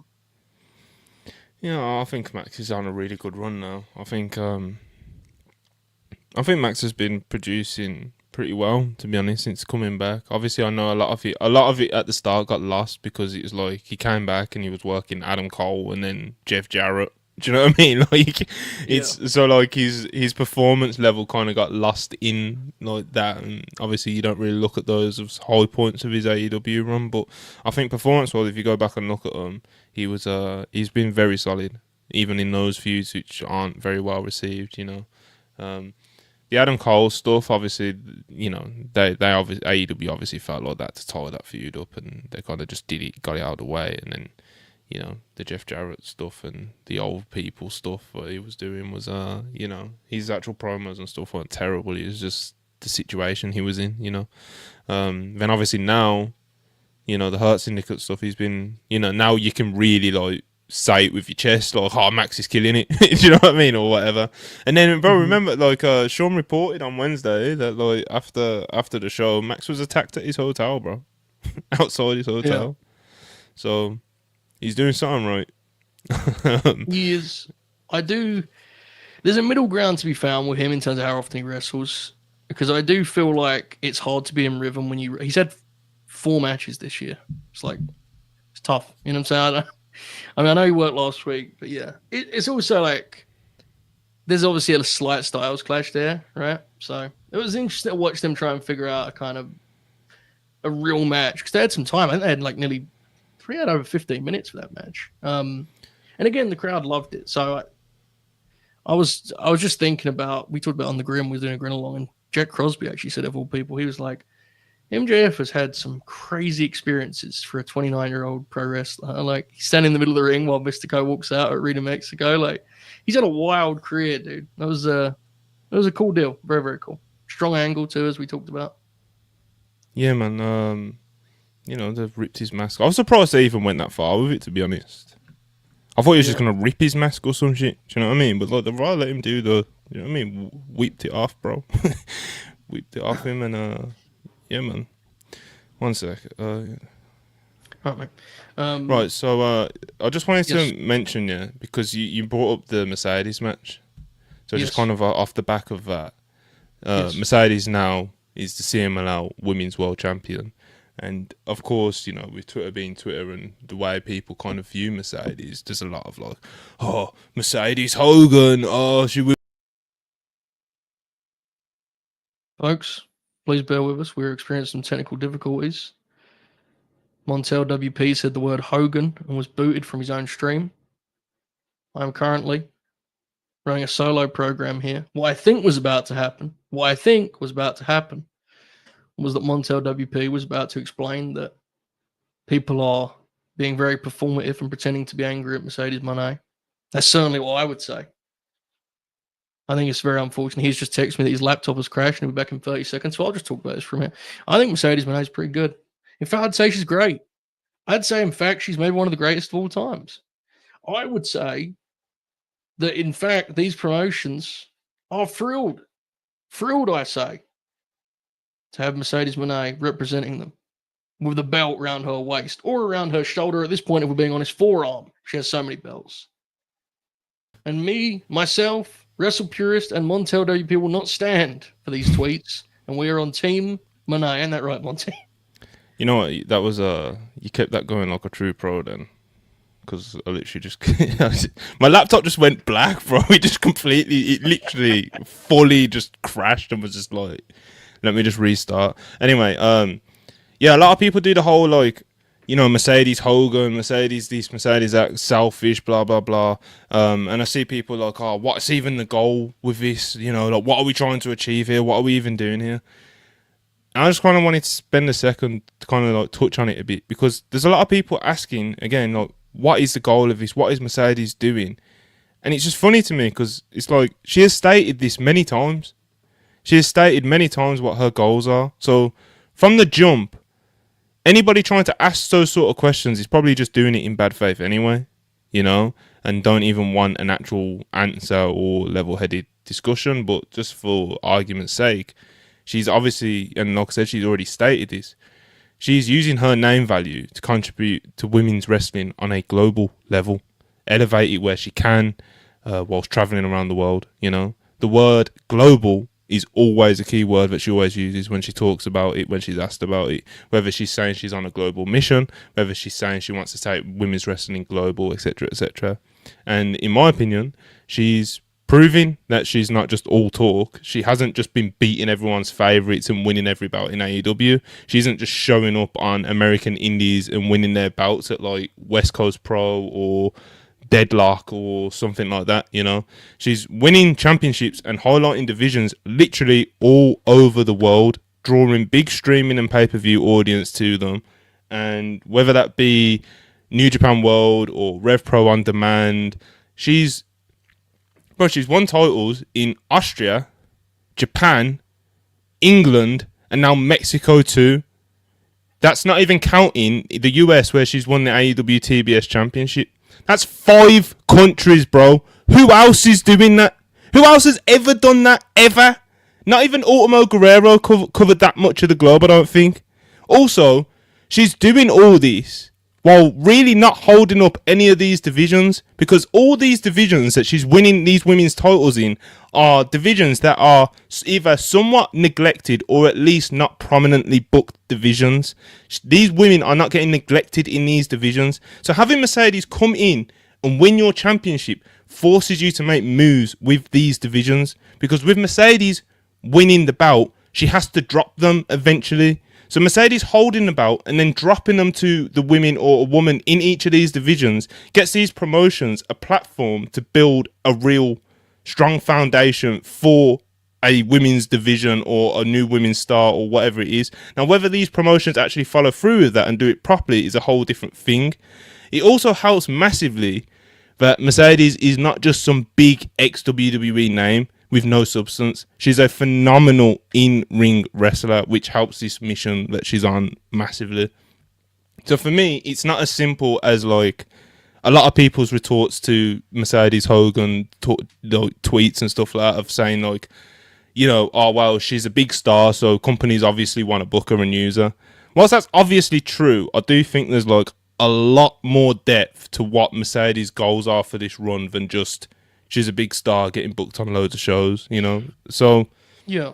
When people ask, oh, what is the goal of this? She stated it many times, bro. Like, she's told us she's on a global mission. She wants to do this. She wants to do that. She's got belts in 5 different countries, bro. What are we talking about? Anyway, that got me heated. People, because Mercedes is like the most misunderstood wrestler. Like, well, I think misunderstood is generous to a lot of people doing this. Some people don't understand. A lot of people just are willingly ignoring the obvious to just be hateful. Let's be honest, right? It would be real, you know.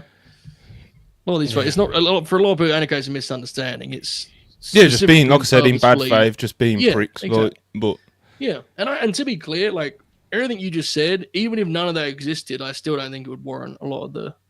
Of course not, because she's just the politicking thing, and also the whole stupid fucking creative control bit is like she's a champion in how many promotions? That's not how it works anyway. You know, she's not in these promotions. How much power do you think she can have? They want her as the champion. You know, it's just. I've seen people say all kinds. Tony's paying ridiculous. Them. Like, come on, mate. They're thrilled to have her in the lineage, dude. She's a legend and a superstar. It's not complicated. Again, I agree with you. Your point, broader, makes sense. But even if that didn't exist, they're thrilled to have her as the champion. I mean, the reason why I got so heated about it is because people ask shit like, what's the goal of this? Like, bro, she's stated it so many times, like at nauseum. Like, I'll read them Moné mag.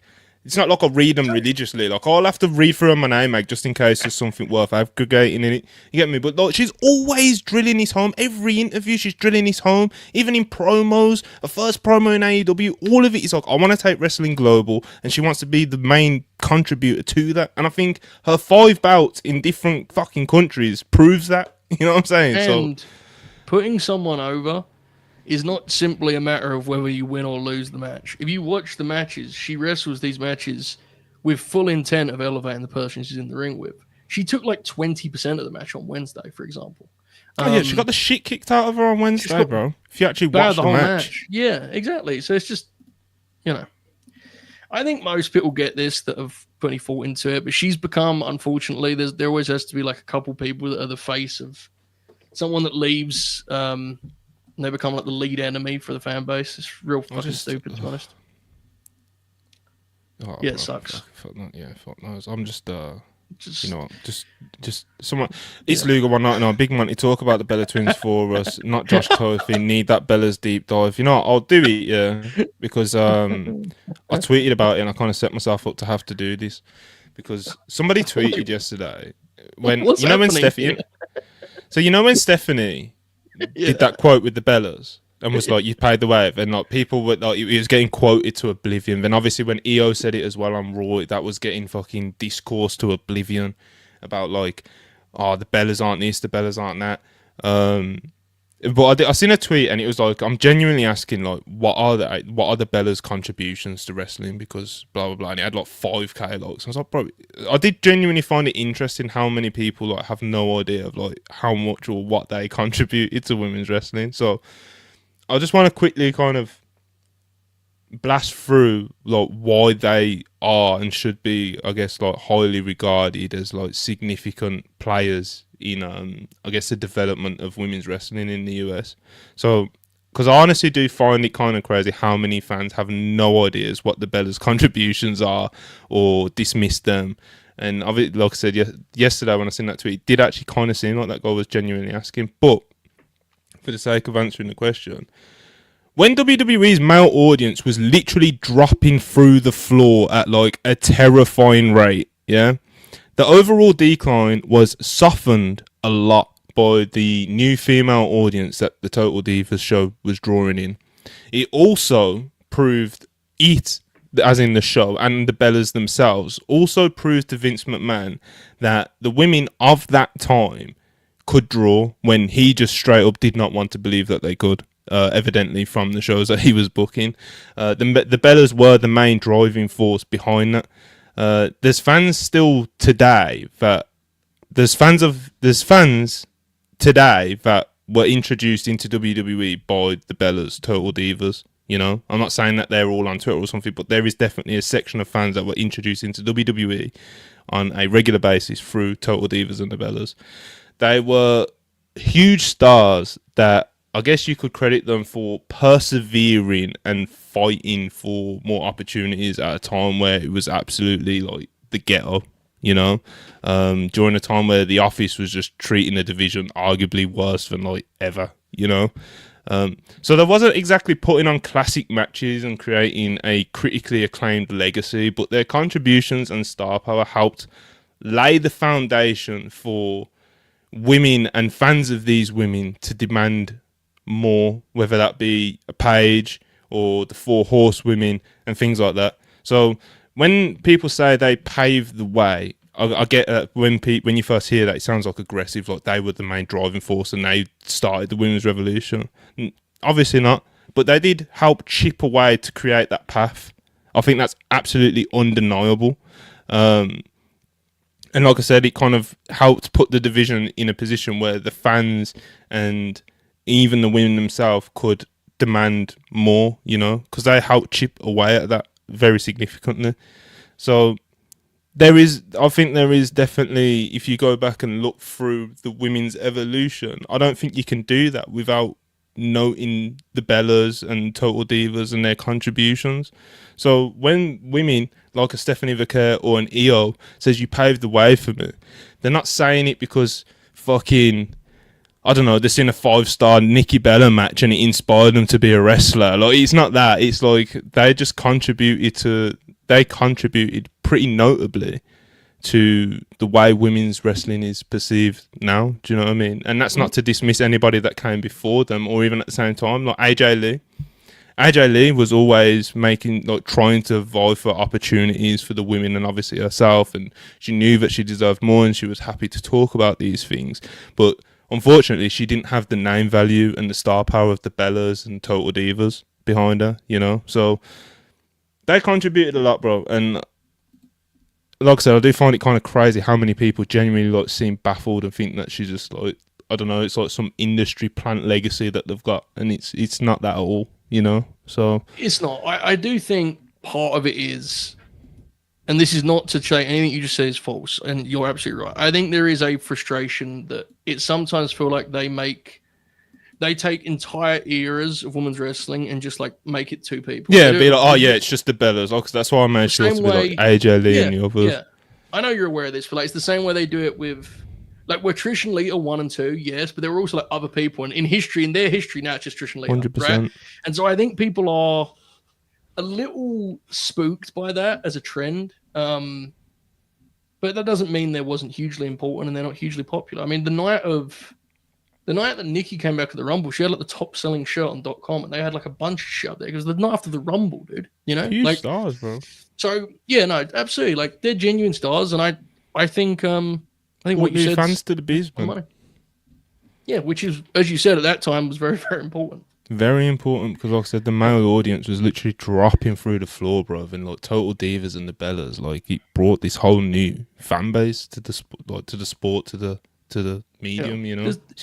There's also a disconnect between fans project their own taste onto wrestlers they admire. It happens all the time. Like there's a bunch of Joshi greats that are like that idolize just women from WWE TV. It's like a very common thing, you know. But people project their own taste on it. Like there's no way Stephanie McKeer would admire Nikki Bella, right? I don't admire her, right? It doesn't matter what you admire. That's what she thinks. So that happens all the time. But yeah. I'm with you. Yeah, so like I said, it's like I don't think the greatest of all time. And like I said, their legacies aren't ones that are critically acclaimed and we're having classic matches that I can list off right now. But it's just like, you know, I think their contributions are just like pretty undeniable, you know. Yeah. And Nikki did get legitimately good. She just had very little chance to have real matches. Like, so yeah. It's definitely complicated, and there are some reasons I get it, and I'm not even going to pretend to be like a huge fan, but like you can just acknowledge they were important. I'm not even a huge fan of the Bellas, you know. I play it up a little bit because it's just funny, and do you know what I mean? It's the Bellas, where's my belly army at, and all that, you know what I mean? But like, it's more so like it's like the Mercedes thing as well. It's like I just kind of get frustrated when people's contributions, especially to women's wrestling, are diminished or dismissed. I don't know why, but it just really irritates and frustrates me when that happens with women's wrestling and the perception of it. So that's probably why I went on those two rants then, because like I said, when it comes to like people dismissing the contribution of women, like women's wrestlers or people that have contributed a lot to where we're at now with women's wrestling, it's a shame more than it's like what you're saying about like a completely different direction. But like, you know, like with Athena, it's like people don't realise how good she is.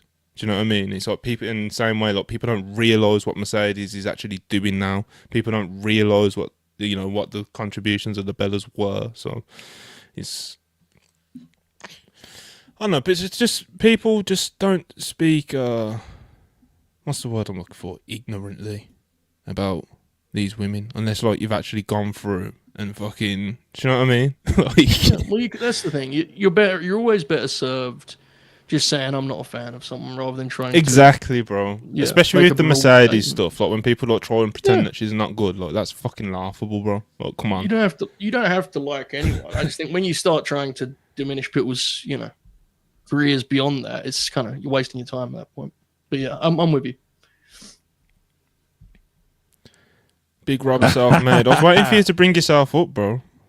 I wasn't gonna like just jump on the stream. No, I mean after I messaged you back. A pretty good conversation. I was just like, man, this is but and then you're lucky you kind of brought me up kind of later than expected because I don't have anything positive to say about Nikki Bella. So yeah, don't say it then. Anyway, yo, shout out the house rules. Big Bro was doing his thing. Yeah, man. Yeah, there's what did you make? We didn't get to talk about it yesterday, Rob. But Grand Slam, bro. Grand Slam, bro. Oh my God, Hangman talking amazing. Spanish. You know, we had oh my God, Brian Danielson. I watched the whole thing on stream. The whole show was fantastic. I think, bro, that's probably one of the best produced AEW TV episodes or best produced AEW shows I think they've ever done. Because I think they did a great Production job was really of. good, yeah. They Yeah. did like a way better job of like presenting how the crowd reacts to the wrestling inside of Arena Mexico better than CMLL does. Because they mic'd the crowd way differently than CMLL does, so it was way louder than it usually is. So like Mhm. you could hear the chants, you could hear them singing Mystico's song. You could hear literally every. You could hear the entire building. And I feel like the wrestlers went out there and did their thing too, some wrestlers went out there and went a little longer than usual, but I accepted it because it was Arena Mexico FTR. So it was I let Wait, it, but I let it what? slide. You know what I mean? I let it slide. Hold on, it's Arena what? What's Mexico. happening here? Everybody's got to get their shit in. You know what I mean? So, but other than that, He's evil, um, Joe. other than that, I think they did a great job. Also, I like the fact that even though it's a Grand Slam episode and like it's a special episode, they still kept building towards the stories that they have going into All In. Like they didn't stray away from it. They didn't. Yeah, it wasn't a like, straight act up like house show. Yeah. Yeah, like they didn't act like it was a fucking glorified house show like the Saudi shows or whatever that WWE does. They sat there and built to fucking the Hangman and fucking Moxley. They built to guys. If I sound a little crazy, it's because like I just woke up like 45 minutes to an hour ago. So like Yeah, I was just up I'm literally still all reeling night. from the FTR thing, to be honest, Rob. I don't really know what happened there. I mean, Cash didn't even. It's what he make the does, show. bro. He slides it in like. What do you mean? a mad What the diff. fuck? Wait. Listen. FTR are historically known to go astronomically long in the professional wrestling ring. Like that's not. It's not something that is people don't know. I think they go the I just perfect had to amount of time commend them. myself. What about But he you? I just wasn't- had to yeah. commend them for getting their shit in New Mexico. Because I would have Okay. done the same thing. So I gave them a pass the other night because I would have done the same thing. Nigga, I'd have been in Yeah. there 45 minutes. You don't know me. You don't know me. Just Rob out there doing headlock takeovers and shit. Oh man, I would have been out there bilking it. The boys at the back would have had to been pissed. I would have been like, "Hey man, it's Arena Mexico. I'm probably never gonna get another one of these again." Yeah, yeah. All right, let's Rob finish these super chats with us whilst we close Yeah, out. We'll absolutely. do these and we'll get out of Absolutely. here because we spoke about Evolution, Carl. We spoke about Grand Slam, so we're good. We spoke about SmackDown. We actually ticked off all the topics today, Joe. Didn't talk about Vince trying to buy BKFC. Spoiler, he didn't. So there's that. And that's the Sultan, $1.99. Shout out Brody King. Yeah, he was wearing the abolish Ice t-shirt. Obviously, a lot of Shout out to tension, Brody King, bro. a lot of tension and Yeah. kind of bullshit going on over in the US at the moment. And always supportive of someone supporting a little guy. Yeah, man, this Uh, place fucking sucks. It's kind of a shit show over here. It does seem like it does. To be fair, I can't lie. We're not far away. Don't worry. I still think we are, Joe. Like we're shit, but like, Yeah, mate. and we're going in a scary direction. Give it a couple of years. Yeah. But no, but in a couple years, where them man gonna be, bro? Do you know what I mean? Like it's they're setting the Nigga, pace. in a couple years, nigga, we gonna be Wally, nigga, and we not even gonna be human beings. So it's over. We gotta get it in while we get it in, brother. We're all fucked. Danny Quang, $5. No one should be allowed to complain about Mercedes winning the CMLL title if they can't say how many women's titles there are in CMLL. Bro, I see people complaining about Mercedes winning titles where they can't even name 3 other wrestlers in that division. Bro, she's winning belts in Austria. How can you fucking complain about this? Like, Yo, and then motherfuckers, Austria, bro. Motherfuckers are gonna do that thing that they was doing with Delta when she was coming to NXT and they pretend like they watched Australian wrestling. I know it's all Nasty. Australia, but I'm making the point. yeah, it's same point. They Still stands. they pretended like they watched Australian wrestling just because they were excited. Nigga, you don't watch Austrian wrestling, bro. I'm pretty sure that lady she probably been holding that belt for 5 years and you didn't even know. So we don't care. Exactly. Van Jiminator 499, appreciate it as always. How many matches do you think make all in card? Only thinking of the big 3: the Bucks tag, versus Will and Swerve to be decided. Mhm. What 3 or 4 other matches do you think? What do you Great think they question. had besides the obvious, basically already announced matches? Because we've got what we got announced. We've got Kenny Okada, we've got Tony Mercedes, Main event itself. Hangman Marks, Yeah. and obviously most will assume that we've got Bucks, Swerve, and Will. That's a great question. I don't know what else is like kind of. We're gonna have to make a list of who needs to make the card again. Willow and Stat absolutely need to make the card, otherwise I think I'm giving up. Nah, bro, we gotta make room for Julia Hart, bro. Bro, Athena should be on this fucking card, bro. Julia Hart else is has being improved. What is She being deserves built a that spot we're on the- forgetting? They're probably gonna get the Casino Gauntlet. I was thinking Do you about that think- last week. Yeah, they'll probably do a Casino Gauntlet.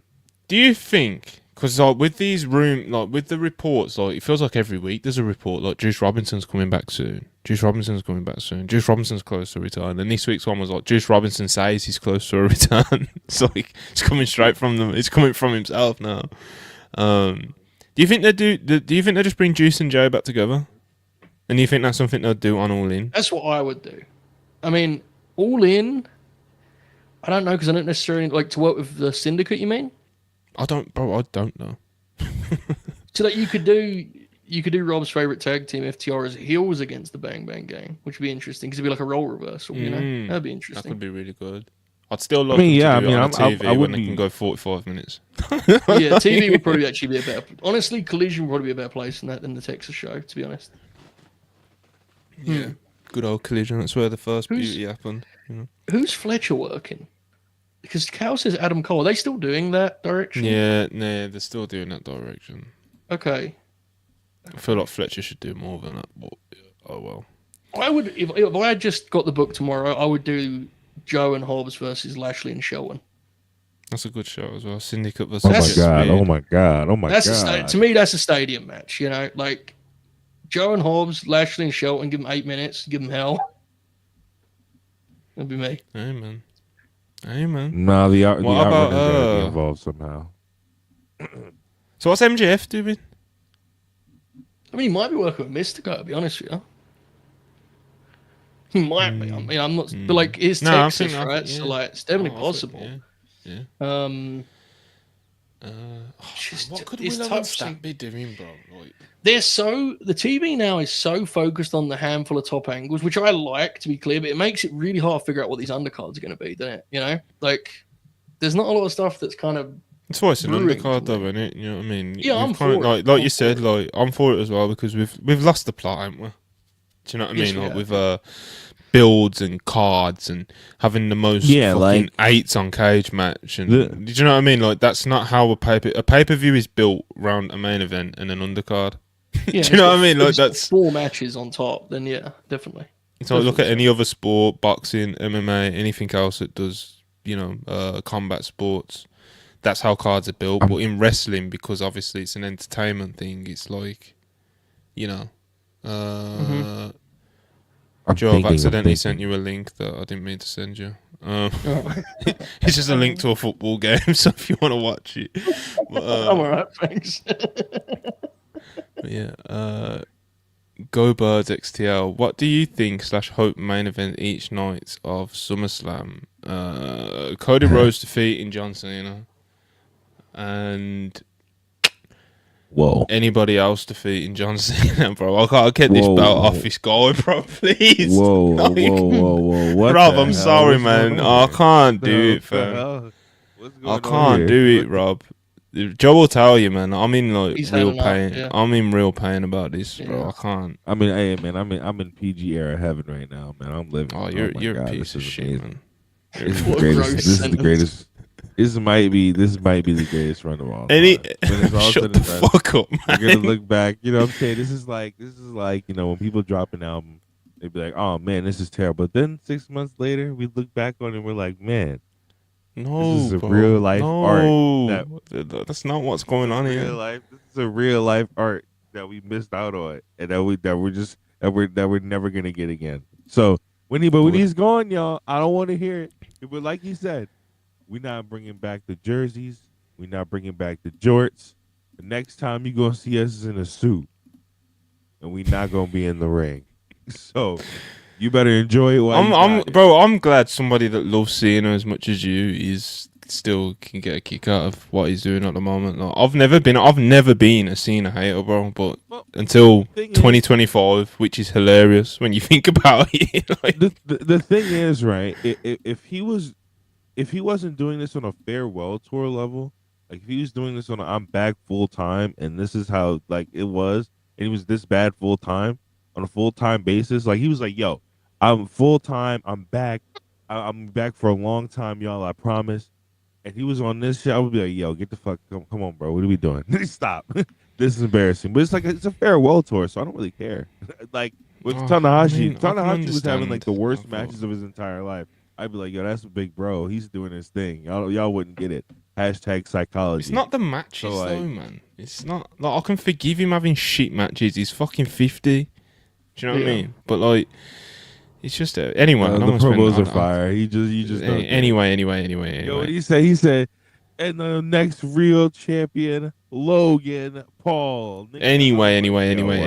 Ryan 699 appreciate it. The only issue with the belt collector thing, assuming this is Mercedes, is just the AEW mid card is stuck in the mud. She elevates the other promotions belt. So see, I'd massively disagree with that because what the fuck is she holding up, bro? Julia Hart.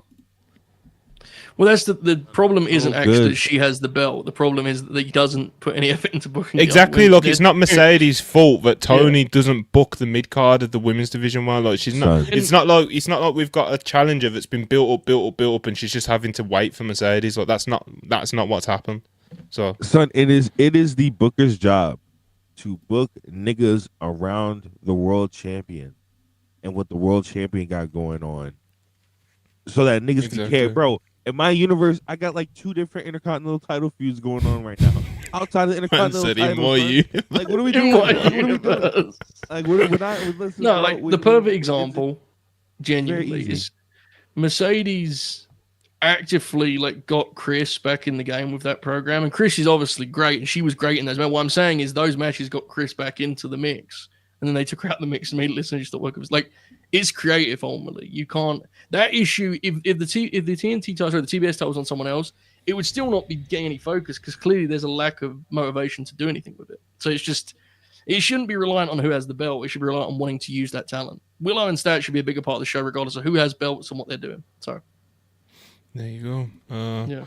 They should be at least building to, if they have nothing to do it all in, they should at least be building to Willow and Stat versus Megan and Penelope in some sort of like plunder tornado tag match at All In or something.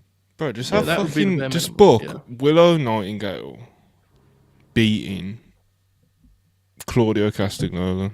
There it is. Book it.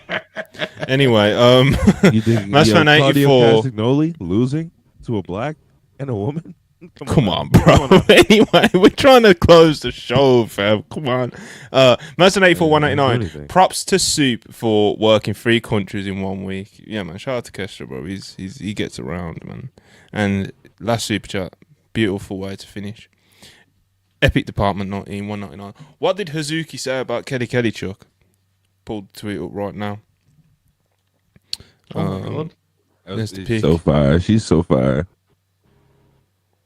What a beast. I didn't know about this. You didn't know about this? No. You didn't know about this? Alright, bro. Excited. This is the quote. This is the tweet, word for word. It was a dream. 6 crying emojis. I longed for Kelly and became a professional wrestler, and I finally met her today.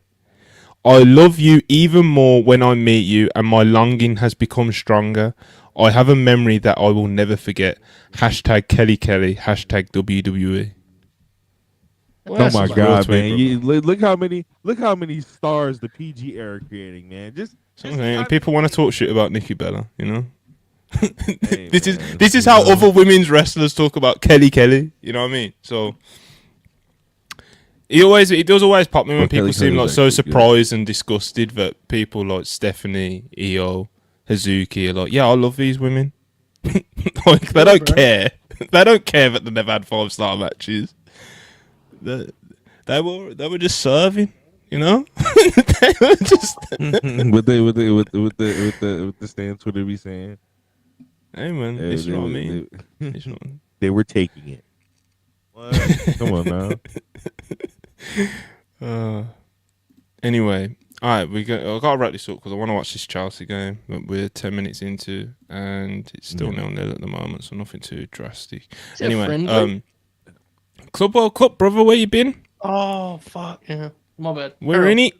Oh, my bad. Anyway, shout out Kelly, shout out to Bella, shout out Mercedes, shout out Athena, shout out Willow Nightingale, Chris Statlander, Liv Morgan. Hope she recovers as soon as possible. The word is that she's going to need surgery on her separated shoulder, so speculation would be about 6 months she'll be out, maybe longer. So yeah, obviously a huge blow to WWE, and obviously herself. So wishing her all the best and shout out to her. And any other women you want to shout out, Joe? That's how we're ending this show. We're shouting out women. You know, I watched. I'm doing a review show tonight. I watched Holly Hudson for the first time in TNA. Have you seen this gal? She's from. I haven't Liverpool. seen much. I've seen clips, but I've never sat down and watched a match. Like you've. I was very impressed. I will elaborate more later today, but that's my shout out, Monty. I appreciate it, bro. Shout out Alexa Bliss. We forgot that one. Nikki Cross, Bianca Belair, Asuka,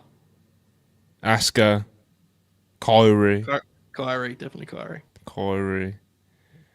Chelsea Green, Piper Niven, Shout out to Lyra Leave, Valkyria. Laura Leave, Valkyria, Becky Lynch. Alright, chill out, Joe. Anyway, alright, Joe's on the top about now. Rob, do you have any women's wrestlers that you'd like to shout out before we get out of here? Shout out to Kylie Armstrong, man. Yeah, Real man. athlete. Hey, bro. Future WrestleMania title winner, or whatever the fuck the report said. Anyway, we love women. We love women's wrestling. Respect them. Do not dismiss their achievements and their contributions to this great, beautiful sport. And I hope you guys have a really great weekend. And yeah, we'll be back Monday with Worldwide. Hopefully Joe, Anna, and Ibu all make it. Beautiful occasion. And yeah, please like, subscribe. Appreciate all the super guys, chats. Go on, Rob.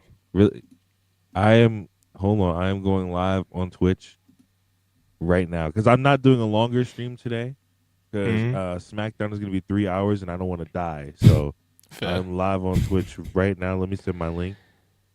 Put it Go in. look Rob's going to drop down. that in the chat. In the chat. There There you go. Rob's going to drop that in the chat. I'm sure he'll do a tweet. He'll drop it in the Exactly, self-made Discord. But yeah, man. Yeah, go over to Rob. But for myself and Joe, we're getting out of here for the day. And I appreciate you guys for watching. And again, like, subscribe. Appreciate all the super chats. Peace.